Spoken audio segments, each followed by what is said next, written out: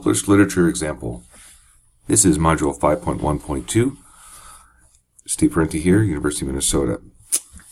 So we're going to, from here, go to the course website.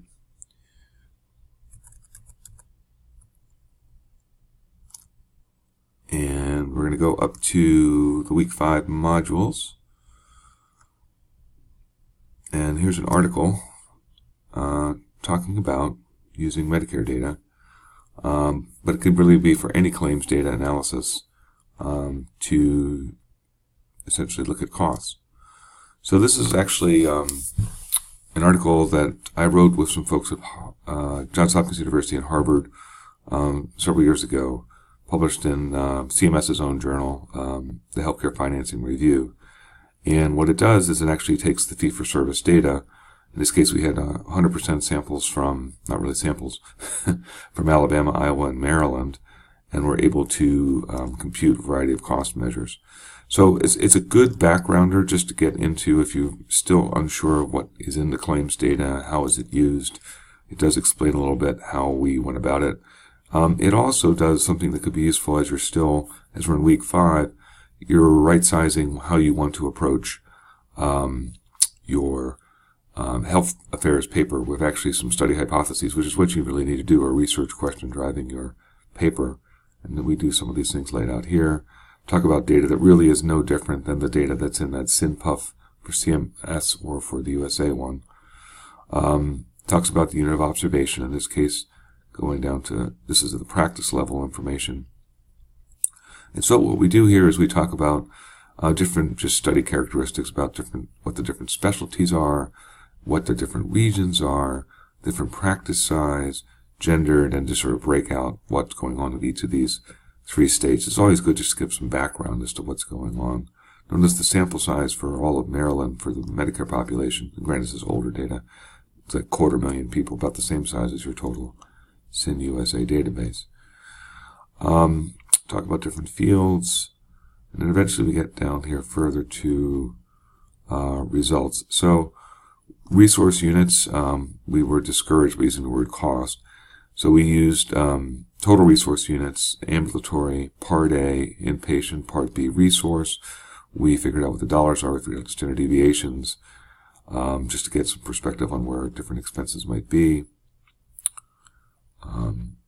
Talked about our methods. We did do one thing that's you can do as well, which is essentially to use and you'll see more about this when you get to Week 6. You can take the variable, the dependent variable, and regress it on a characteristic such as the primary care physician specialty, the region that person lives in, what state they're living in, and then essentially get a coefficient back that can explain costs. So for example, these are, because it's a 0-1 variable for admissions per patient, you can actually interpret these as a proportion of, like, it's a 3% greater likelihood of being in Maryland compared to, say, Iowa, of being, admitted after you control for how sick that person is. Some of that work you're going to see in Week 6. And this is just more of the same in terms of looking at whether or not your dependent variables are visits and images. Week 7 will talk about some of those as dependent variables, and then finally some of the cost elements that go on as well. Now, again, for what you're going to be doing for this week, it is a much more straightforward analysis to be figuring out these total allowed categories, and it makes sense for the course. But keep in mind that when we get into the SAS program, in the next submodule area, that all the numbers that are going into these could easily be used as summary variables to run those regressions. And but we're just making it kind of easy here to kind of get you at least familiarized with working with total cost information and seeing where things are. So we'll talk more about that subsequently, but I just want to give you a sense of where things are. There's, as an article, it's a nice way to introduce what goes on in claims.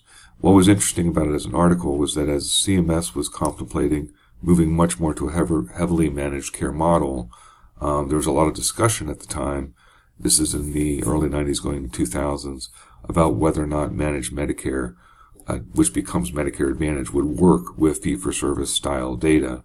it was unclear that it could really work. There was only Kaiser Permanente could offer Medicare programs. This article was actually very helpful to show that, no, you could actually compare and contrast both of them.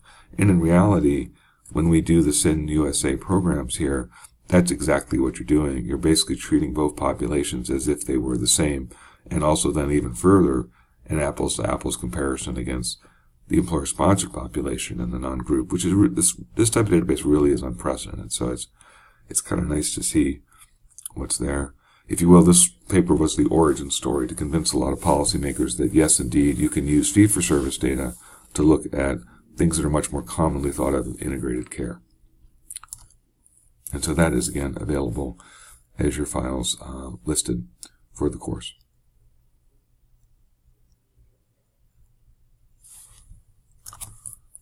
This concludes this module, looking at the published literature example that motivates the the analysis you're going to be doing for week 5 in the class.